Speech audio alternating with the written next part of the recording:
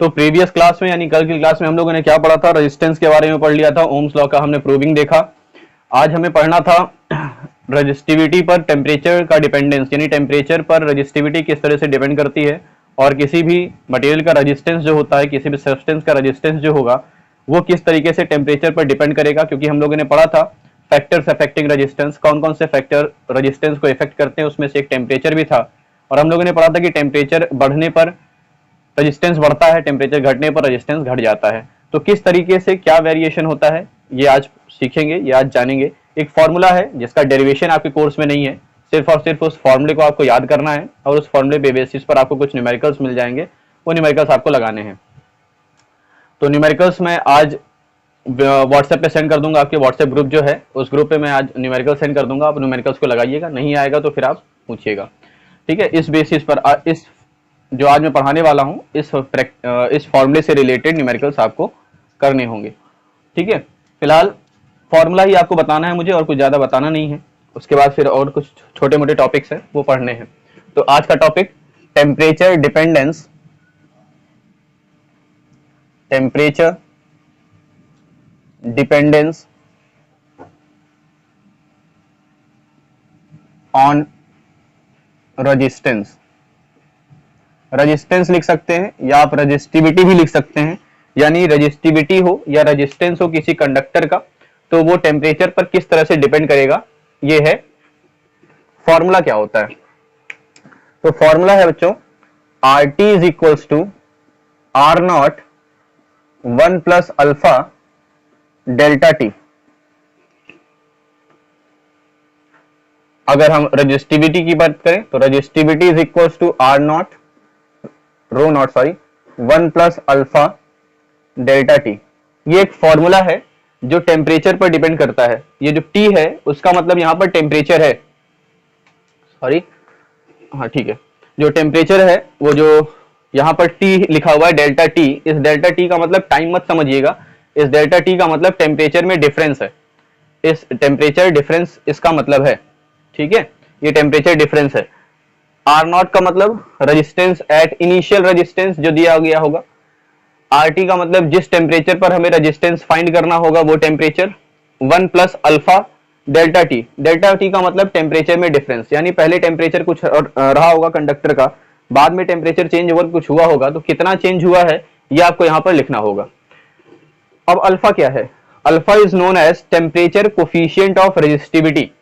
Temperature coefficient of resistivity यानी resistivity किसी material की फिक्स होती है, वो टेम्परेचर कोफिशिएंट होता है, यानी टेम्परेचर बढ़ने पर 1 डिग्री सेल्सियस बढ़ने पर रेजिस्टिविटी इतनी चेंज हो जाएगी, फिर 1 डिग्री सेल्सियस बढ़ने पर दूसरे मटेरियल की हो सकता है रेजिस्टिविटी कुछ और इफेक्ट करे और अलग मटेरियल का कोई रेजिस्टेंस होगा, उसकी 1 डिग्री टेम्परेचर बढ़ाने पर या 1 डिग्री टेम्परेचर का चेंज करने पर जो उसकी रेजिस्टिविटी में चेंज आएगा, जो उसके रेजिस्टेंस में चेंज आएगा, उसको कहा जाता है टेम्परेचर कोफिशिएंट ऑफ रेजिस्टिविटी, ठीक है। तो एक फॉर्मूला है, दो फॉर्मूले हैं आपको, R T equals to R not 1 plus alpha delta T और rho T equals to rho not 1 plus alpha delta T. ये दो फॉर्मूले हैं, इसको यूज करिएगा और जो मैं न्यूमेरिकल्स आज दूंगा व्हाट्सएप ग्रुप पर आज सेंड किया जाएगा, उसको सॉल्व कीजिएगा, नहीं आएगा तो फिर आप पूछ सकते हैं उसको, ठीक है। दो फॉर्मूले हैं, इसको याद कर लीजिए, इसको लिख लीजिए, ठीक है। उसके बाद हमें पता है नेक्स्ट टॉपिक आपका ohmic and non ohmic conductors, आपको पता होंगे, शायद आप लोगों ने 10th क्लास में भी ये चीज पढ़ा होगा, बताया गया होगा। Ohmic and non ohmic, ohmic and non ohmic conductors या सब्सटेंसेस भी कह सकते हैं, ऐसे कंडक्टर्स जो ओम के लॉ को फॉलो करते हैं। ऐसा नहीं है कि ओम का लॉ यूनिवर्सल लॉ है, पूरे विश्व में बेसिक लॉ है, बेसिक लॉ नहीं है। ओम्स लॉ क्या है, कहीं पर कभी किसी कंडीशन पर ये फॉलो होता है, किसी किसी कंडीशन पर ये फॉलो नहीं होता। यानी ओम्स लॉ को कुछ कंडक्टर्स क्या करते हैं, ओम्स लॉ को फॉलो करते हैं और कुछ कंडक्टर्स में ओम्स लॉ फॉलो नहीं होता। ओम्स लॉ फॉलो नहीं होने का मतलब है कि V is directly proportional to I नहीं होता। कुछ कंडक्टर्स ऐसे मिलते हैं और कुछ कंडक्टर्स में ऐसा होता है कि ओम्स लॉ डायरेक्टली फॉलो होता है। तो जो कंडक्टर्स ओम्स लॉ को फॉलो करते हैं उन्हें ओमिक कंडक्टर्स कहा जाता है, और जो कंडक्टर्स ओम्स लॉ को फॉलो नहीं करते यानी उसमें V is directly proportional to I नहीं होता, वो नॉन ओमिक कंडक्टर्स कहलाते हैं। तो मे भी आसान है ओमिक कंडक्टर्स और नॉन ओमिक कंडक्टर की डेफिनेशन बताना। अगर आपसे कोई पूछता है what is ohmic conductor and what is non ohmic conductor, तो आप आसानी से बता सकते हैं अ conductor which obeys Ohm's law in all conditions, किसी भी कंडीशन में अगर हम बात कर लें तो ओम्स लॉ को फॉलो करते हैं, then it is known as ohmic conductors. And a conductor which does not follow Ohm's law is called ohmic non ohmic conductors. Easy है, समझ में आ गया होगा। अब बात करते हैं सुपर कंडक्टिविटी, एक टॉपिक है सुपर कंडक्टिविटी, एक टॉपिक पढ़ेंगे आज का, थ्योरी ही है इसलिए ज्यादा कुछ।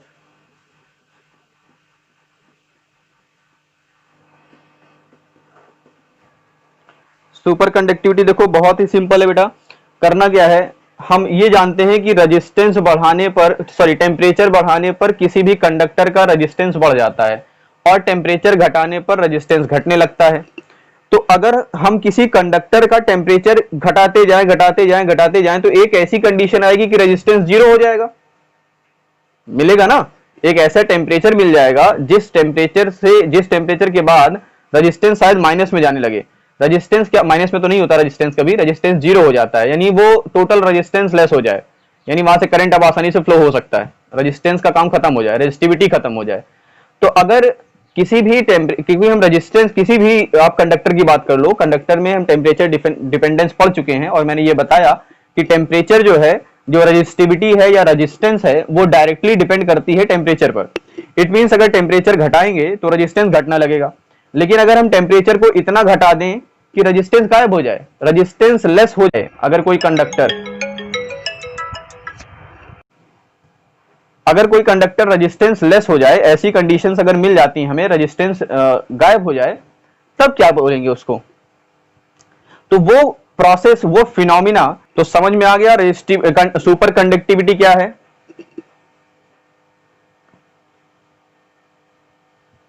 बोलो।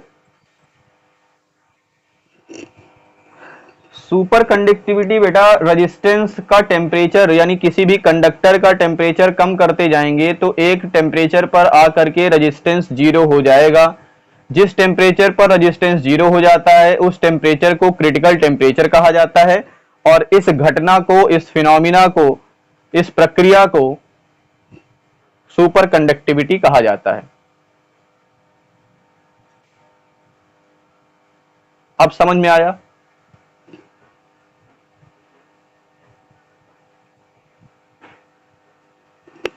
चलो बढ़िया है,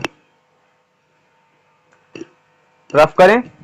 सुपर कंडक्टिविटी पढ़ लिया हमने, नॉन ओमिक और ओमिक रेजिस्टेंस कंडक्टर्स पढ़ लिया, टेम्परेचर डिपेंडेंस पढ़ लिया। आज के 3 टॉपिक हम लोगों ने पढ़ लिए। थियोरेटिकल पार्ट ही था, ज्यादा कुछ था नहीं, कुछ डेरिवेशंस थे नहीं, थियोरेटिकल पार्ट बताना था आपको, थियोरेटिकल पार्ट हमने बताया। अगला टॉपिक जो है कलर कोड ऑफ रेजिस्टेंस है, वो आपको कोर्स में रहा नहीं, जो मैं पहले बता चुका था। उसके बाद सीरीज कॉम्बिनेशन और पैरेलल कॉम्बिनेशन ऑफ रेजिस्टेंस, ये भी आपके कोर्स में नहीं है। तो 2 चीजें, 3-4 चीजें तो आपके कोर्स से हटा दी गई इस साल के लिए फिलहाल। आगे आप लोग पढ़ते रहिए, क्योंकि आगे जैसे आप कंपटीशन लेवल पर जाते हो, अगर आप कंपटीशन देते हो कहीं पर भी जाकर के, जैसे नीट है, जेई है, अगर आप इन सब के क्वेश्चन कहीं पर भी कोचिंग वो करोगे, एग्जाम्स दोगे, आगे एंट्रेंस एग्जाम्स दोगे, तो उसमें से ये टॉपिक नहीं हटाए गए हैं, तो आपको उसके लिए पढ़ना पड़ेगा। हालांकि वो 10th क्लास में आप पढ़ चुके हो, इसलिए यहाँ से पढ़ाने की कोई जरूरत नहीं समझते, बोर्ड वालों ने इसीलिए हटाया है, 30% कोर्स इसी में से कम कर दिया गया, क्योंकि आप लोग 10th में वो चीज पढ़ चुके हो। Series combination, parallel combination 10th में पढ़ा है आप लोगों ने, इसलिए वहां से हटा दिया गया। कलर कोड आपने नहीं पढ़ा है, बट कलर कोड अब नहीं रहा कोर्स में, तो क्या करोगे। ठीक है, तो समझ में आया कुछ आज के टॉपिक्स। आगे बढ़े। अगला टॉपिक जो है बेटा वो internal resistance of a cell है, जो मैं बता चुका हूं पहले ही। Internal resistance of a cell, internal resistance of a cell, किसी सेल का इंटरनल रेजिस्टेंस क्या होता है, ये हम लोग पढ़ चुके हैं, है ना। ये चीज मैंने बता दी थी, पहले ही बता दिया था आप लोगों को। इंटरनल रेजिस्टेंस क्या होता है, the resistance offered by the या exerted by the electrolyte of a cell, the resistance applied, या अभी मैंने कुछ एक वर्ड बोला था मैं भूल गया, वर्ड बोल, नहीं द रेजिस्टेंस, उसके बाद क्या बोला था एक वर्ड, ऑफर्ड बाई, या आप कह सकते हो एग्जिस्ट बाई, है ना। तो जो रेजिस्टेंस किसकी वजह से लगता है, इलेक्ट्रोलाइट की वजह से लगता है। सेल के इलेक्ट्रोलाइट की वजह से जो रेजिस्टेंस लगता है, उस रेजिस्टेंस को सेल का इंटरनल रेजिस्टेंस कहा जाता है।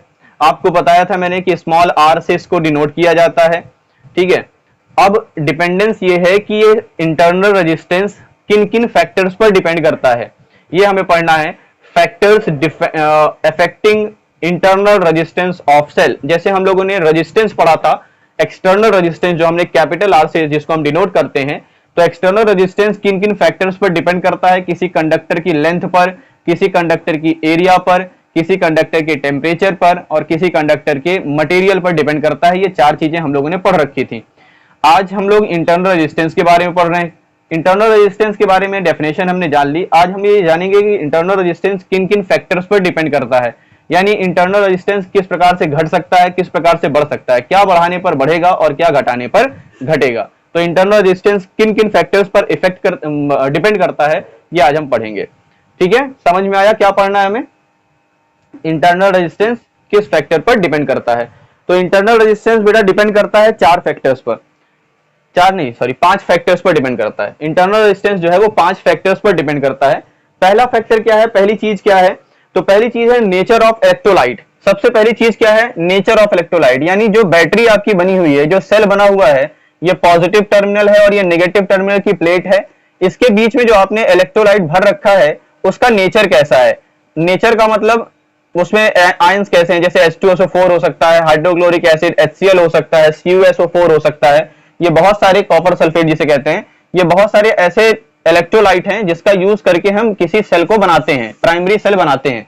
अगर आपको लैब में आने का मौका मिलेगा इन फ्यूचर, अगर स्कूल खुलता है, तो आप जानोगे कि प्राइमरी सेल्स किस प्रकार से बनाए जाते हैं, उसमें कौन कौन से इलेक्ट्रोलाइट्स डाले जाते हैं, ये आपको पढ़ाया जाएगा, लैब में सिखाया जाएगा, प्राइमरी सेल बनाना सिखाया जाएगा।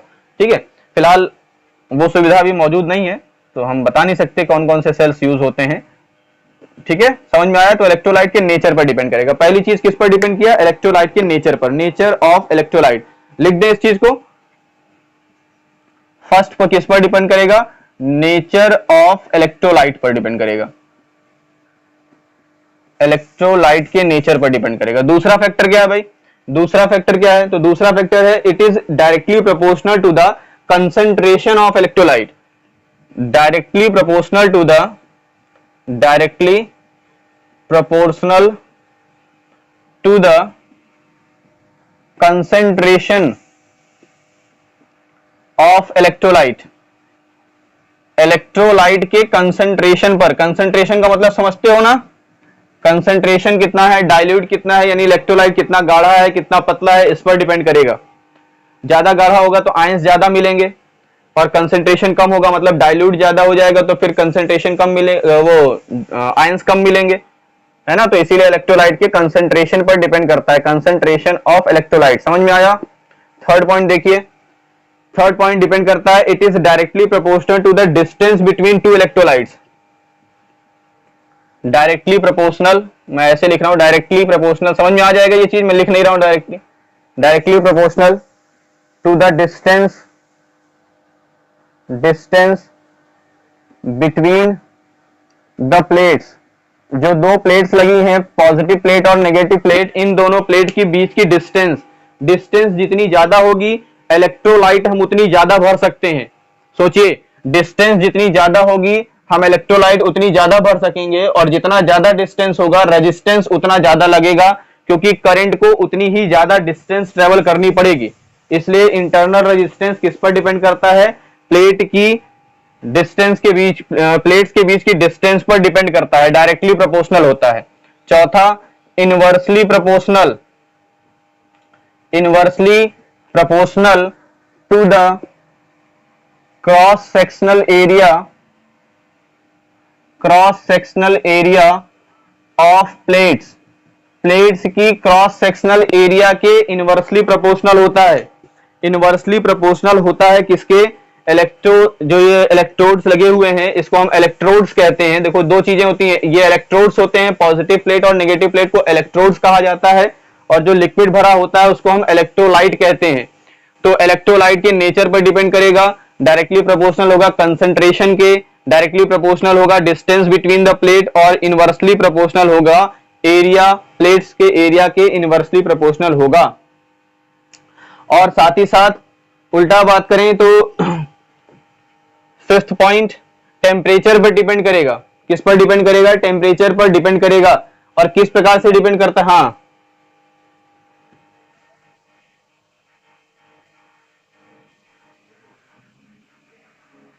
नहीं, डिस्टेंस और एरिया में अंतर है, बता रहा हूं। ये पांचवा पॉइंट लिखा हुआ है, fifth point, inversely proportional to the temperature of electrolyte.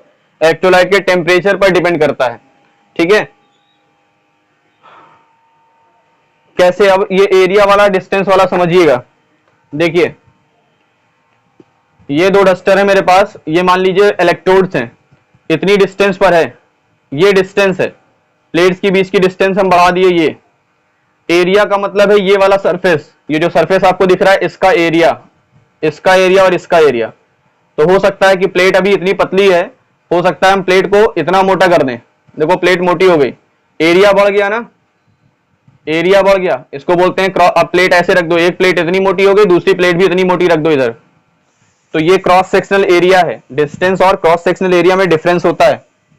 ठीक है, तो क्रॉस सेक्शनल एरिया के इनवर्सली प्रोपोर्शनल होता है, यानी एरिया बढ़ेगा तो रेजिस्टेंस घटेगा, एरिया बढ़ेगा तो रेजिस्टेंस घट जाएगा।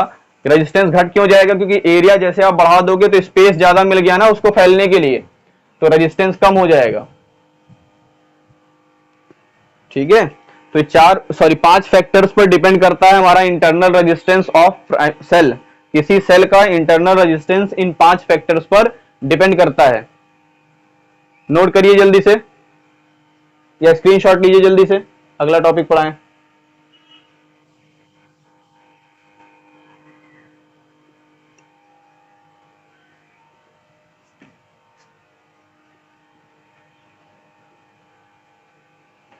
नेक्स्ट टॉपिक है, रिलेशन बताना है आपको, relation between current and internal resistance. Internal resistance और करंट के बीच में रिलेशन बताना है। Relation between current and internal resistance, relation between current, electric current and internal resistance. Internal resistance और करंट के बीच में रिलेशन बताना है। तो देखिए बहुत सिंपल सा रिलेशन है भाई, है क्या कि अगर हम जानते हैं किसी कंडक्टर को अगर हम एक एक्सटर्नल सेल से जोड़ दें या बैटरी से जोड़ दें जिसका ईएमएफ ई और external resistance R, internal resistance R है। मान लीजिए हमने क्या किया कि एक बैटरी है, एक सेल है जो जिसका इंटरनल रेजिस्टेंस स्मॉल आर है और इस बैटरी का ईएमएफ जो, तो हमने मान क्या लिया कि एक बैटरी है, उस बैटरी का ईएमएफ ई है, इंटरनल रेजिस्टेंस आर है, इसको हमने एक एक्सटर्नल रेजिस्टेंस आर से कनेक्ट किया है, एक्सटर्नल रेजिस्टेंस कैपिटल आर से कनेक्ट कर दिया। ये कनेक्ट कर दिया हमने एक्सटर्नल रेजिस्टेंस कैपिटल आर से। तो हमने क्या किया, एक बैटरी ली, एक सेल ले लिया जिसका ईएमएफ कैपिटल ई है, उस सेल का इंटरनल रेजिस्टेंस स्मॉल आर है। जब भी इंटरनल रेजिस्टेंस आप शो करिए तो बैटरी को इस तरह से डॉटेड ब्रैकेट से जरूर बंद कर दिया करिए। ये डिनोट करने का नोटेशन, यानी डिनोट करने का ये सर्किट बनाने का तरीका होता है कि जब भी आप बैटरी बनाइएगा तो बैटरी में डॉटेड लाइंस को जरूर डॉट कर दीजिएगा जिससे इंटरनल रेजिस्टेंस आपको शो होता रहे। ये तरीका है बताने का। तो अगर हमने एक बैटरी को एक्सटर्नल रेजिस्टेंस आर के साथ कनेक्ट किया है तो जाहिर सी बात है बैटरी से कनेक्ट ड्रॉ होने लगेगी, यानी करंट निकलने लगेगी। तो मान लीजिए कितनी करंट निकलती है, आई करंट निकलती है, स्मॉल आई करंट इस बैटरी से निकलना स्टार्ट होती है, पूरे सर्किट में जाके वापस बैटरी से कनेक्ट हो जाती है। बात सही है? बात सही है कि नहीं, बोलो भाई। अगर हम इस बैटरी के दोनों टर्न्स को, इसको, इस पॉइंट को, बैटरी के इस पॉइंट और इस पॉइंट को हम स्मॉल ए और स्मॉल बी नाम दे दें तो कोई दिक्कत होगी? स्मॉल ए और स्मॉल बी हमने बैटरी के 2 पॉइंट्स नाम दे दिए, इस पॉइंट को सर्किट पे 2 पॉइंट्स दे दिए। तो अगर हम इस सर्किट को 2 पार्ट्स में डिवाइड करके देखें, इस सर्किट में, हाँ, इस सर्किट को हम 2 पार्ट्स में डिवाइड करके देखें तो टोटल ईएमएफ क्या होगा? टोटल ईएमएफ क्या होगा बताइए भाई? EMF E is equal to क्या होगा? Work done on moving a unit charge in a whole circuit. यही तो पढ़ाया था ईएमएफ की डेफिनेशन। ईएमएफ की डेफिनेशन यही बताई गई थी, work done on moving a charge in a whole circuit. एक होल सर्किट में, एक कंप्लीट साइकिल में चार्ज को, यूनिट चार्ज को मूव कराने में जितना वर्क करना पड़ता है, which is known as EMF. यही तो ईएमएफ कहलाता है। तो हम देखो क्या लिख रहे हैं, ईएमएफ लिख रहे हैं। EMF is equals to, EMF यानी E, capital E is equals to work done on moving, work done on moving a unit charge in whole circuit, whole circuit. या फिर आप कह सकते हो ए टू ए। भाई ए से शुरू होंगे, ए तक आने में पूरा एक सर्किट कंप्लीट होगी ना। ए से ए मैंने लिख दिया। दिक्कत समझ में आ रही है ना? ये समझ में आ गया? अगर हम इसको ए से ए तक की जो दूरी है, ए से ए को हम 2 पार्ट्स में डिवाइड करेंगे। कैसे? ए से बी तक में डिवाइड कर दें और बी से ए तक में डिवाइड कर सकते हैं। तो work done on moving a unit charge from A to B plus work done on moving a unit charge from B to A. ये समझ में आया कि नहीं आया बताओ? इतना बताइए, समझ में आया?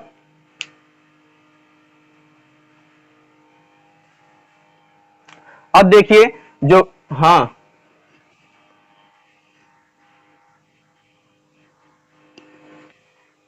ये पॉइंट ए से लेकर के हमें वापस ए तक चार्ज को मूव कराएंगे, यहां से शुरू करेंगे, यहीं तक वापस ले आते हैं, तो वो ईएमएफ होता है जो मैंने यहां लिखा, work done on moving a unit charge in a whole circuit A से ए तक। ए से शुरू करो, ए तक वापस चले जाओ।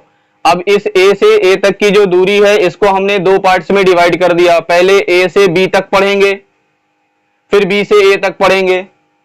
तो work done on moving a unit charge from A to B, A से बी तक मूव किया गया है। उसके बाद work done on moving a unit charge from B to A, फिर बी से ए तक मूव करा देंगे तो टोटल बराबर हो जाएगा।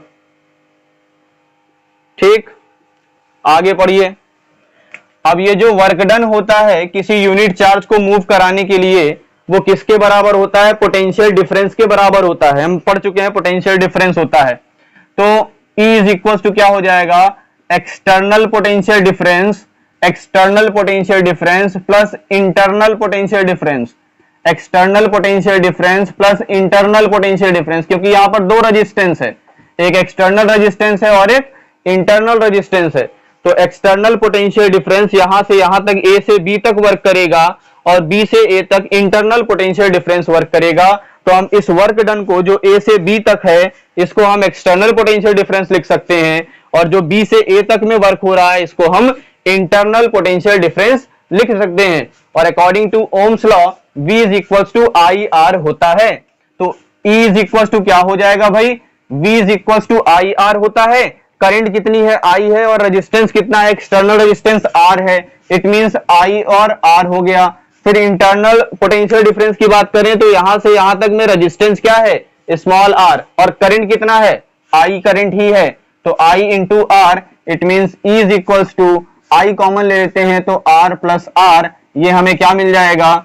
रिलेशन मिल जाएगा, relation between electric current and internal resistance. देखिए इलेक्ट्रिक करंट इंटरनल रेजिस्टेंस के बीच में रिलेशन हमें मिल गया।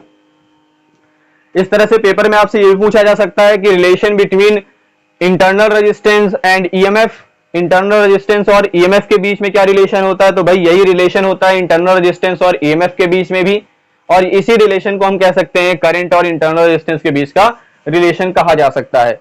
मे भी समझ में आ गया होगा। जैसे मैंने पिछले जब हम पढ़ रहे थे इंटरनल रेजिस्टेंस, तो वहां पर मैंने बताया भी था आपको कि E is equals to V plus I R होता है। ये मैंने बताया भी था, E is equals to V plus I R होता है। जब हम लोग इंटरनल रेजिस्टेंस मैंने पढ़ाया था तो आपको ये चीज बता दिया था। जब हमने EMF पढ़ा था वहां पर मैंने बताया था कि 3 कंडीशंस आपको मिल सकती हैं जब आप बैटरी को चार्ज करते हैं, जब आप बैटरी को डिस्चार्ज करते हैं, या फिर बैटरी का यूज नहीं कर रहे हैं, ऐसी ही बैटरी रखी हुई है, तो उस कंडीशन पर कौन बड़ा होता है कौन छोटा होता है, ये हम लोगों ने पढ़ा था। अगर चार्जिंग की कंडीशन होती है, अगर चार्जिंग की कंडीशन होती है तो ईएमएफ जो है वो छोटा होता है, पोटेंशियल डिफरेंस बड़ा होता है। और अगर डिस्चार्ज करते हो, डिस्चार्ज का मतलब आप बैटरी का यूज कर रहे हैं, उस कंडीशन पर ईएमएफ ज्यादा होता है, पोटेंशियल डिफरेंस, उल्टा बोल दिया बेटा तुमने। डिस्चार्जिंग कंडीशन पर ईएमएफ ज्यादा, पोटेंशियल डिफरेंस कम, और चार्जिंग कंडीशन पर ईएमएफ कम होता है, पोटेंशियल डिफरेंस ज्यादा होता है। और जब बैटरी का यूज नहीं कर रहे होते, बैटरी ऐसे नॉर्मल रखी होती है, तो उस कंडीशन पर ईएमएफ और वी दोनों क्या होता है, इक्वल होता है। ये चीज हम लोग पीछे पढ़ चुके हैं, ये मैंने पीछे बता भी दी थी आप लोगों को। समझ में आया आज का टॉपिक? जितनी टॉपिक आज हमने पढ़े हैं वो समझ में आ गए हैं। चलिए अगला टॉपिक हम लोग पढ़ेंगे कॉम्बिनेशन ऑफ सेल्स, क्योंकि सेल का कॉम्बिनेशन आपके कोर्स से नहीं हटाया गया, रेजिस्टेंस का कॉम्बिनेशन आपके कोर्स से हटा दिया गया है। Series combination of resistance and parallel combination of resistance ये आपके कोर्स से हटाया गया है, लेकिन series and parallel combination of cells ये आपके कोर्स से नहीं हटाया गया।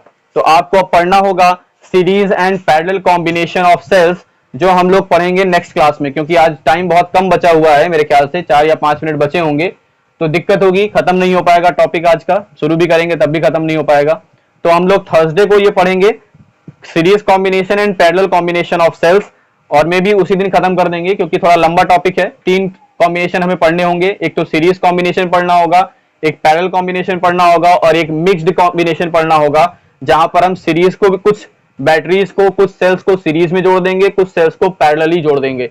तब कैसे करेंगे वर्क, क्या क्या खूबियां होंगी, पैरेलल जोड़ने पर क्या खूबी होगी, सीरीज में जोड़ने पर क्या खूबी होगी, और मिक्स फ्रैक्शन में जोड़ने से क्या हमें प्राप्त हो जाएगा। अच्छा, मेन हमारा काम क्या होता है, सीरीज कॉम्बिनेशन जोड़े, सीरीज कॉम्बिनेशन में जोड़े या पैरेलल कॉम्बिनेशन में जोड़े, मेन मकसद हमारा क्या होता है। जब हम बैटरी को लगाते हैं, सेल्स को जोड़ते हैं, तो सेल्स को जोड़ने का हमारा मेन मकसद क्या होता है, ये बता दीजिए थोड़ा।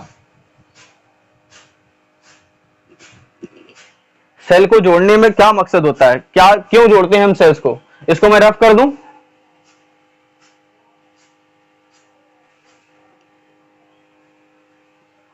सीरीज को बताइए भाई, सीरीज और पैरेलल में जोड़ने का मकसद क्या होता है हमारा, क्यों हम जोड़ते हैं।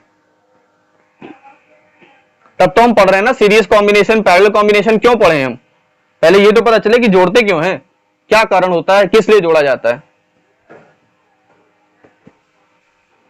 हाँ, करंट अच्छे से फ्लो हो, ज्यादा से ज्यादा हम करंट लेना चाहते हैं, है ना, ज्यादा से ज्यादा करंट हमें चाहिए भाई, एनर्जी तो चाहिए, करंट ही तो चाहिए। तो अगर हमें करंट जितनी ज्यादा मैक्सिमम मिलती रहेगी तो हम सीरीज कॉम्बिनेशन पैरेलल कॉम्बिनेशन जोड़ते रहते हैं। अगर आपको याद होगा, पहले जब गांव देहात में रहते थे तो बड़े बड़े टॉर्च आते थे, टॉर्च में वो बड़े वाले सेल लगते थे, मोटे मोटे सेल लगते थे, 3 सेल लगते थे टॉर्च में, याद है सबको। आजकल तो बैटरी बहुत, मतलब आजकल तो इमरजेंसीज वगैरह आ गई हैं जिसमें बैटरी आप चार्ज कर लेते हो, पहले चार्ज की सुविधा नहीं होती थी। वो सेल्स आते थे, एवरेडी के सेल आते थे, मोटे मोटे बड़े वाले सेल आते थे। उस सेल को आप जब बैटरी उसमें लगाते थे, टॉर्च में लगाते थे, तो किस तरीके से लगाते थे, कभी सोचा? अगर याद करो तो एक सेल डालते थे, उसके बाद दूसरा सेल, फिर तीसरा सेल, 3 सेल लगते थे, सीरीज कॉम्बिनेशन। हाँ, उसमें क्या करते हैं, सीरीज कॉम्बिनेशन में जोड़ते हैं। ऐसा नहीं है कि वो बल्ब जो है एक सेल से नहीं जल सकता था, वो बल्ब एक सेल से भी जल सकता था, बट हमें मैक्सिमम करंट चाहिए थी, ज्यादा से ज्यादा करंट चाहिए, ताकि वो बैटरी जो है, वो टॉर्च जो है, जो लाइट हमारी आ रही है, वो लाइट और अच्छे से ग्लो करे, जिस वजह से हम 3 सेल्स का यूज करते थे और उसको सीरीज में ही जोड़ते थे। पैरेलल में क्यों नहीं जोड़ते थे, पैरेलल में जोड़ने में क्या लॉस था, ये सारी चीजें हम लोग पढ़ेंगे। और जो हम लोग बैटरी यूज करते हैं, ये वाली बैटरी, आप लोग देखते होंगे, क्या बोलते हैं इसको यार, इन्वर्टर। इन्वर्टर में जो बैटरी लगी होती है उसके अंदर भी प्लेट्स लगी होती हैं, छोटे छोटे सेल्स होते हैं। Battery is the combination of cell, cells के कॉम्बिनेशन को बैटरी कहा जाता है। बैटरी का मतलब सेल्स के कॉम्बिनेशन। तो जो इन्वर्टर होता है उसमें भी कई सारे सेल्स लगे होते हैं, सेल्स का कॉम्बिनेशन ही होता है। इसमें सीरीज होता है कि पैरेलल होता है?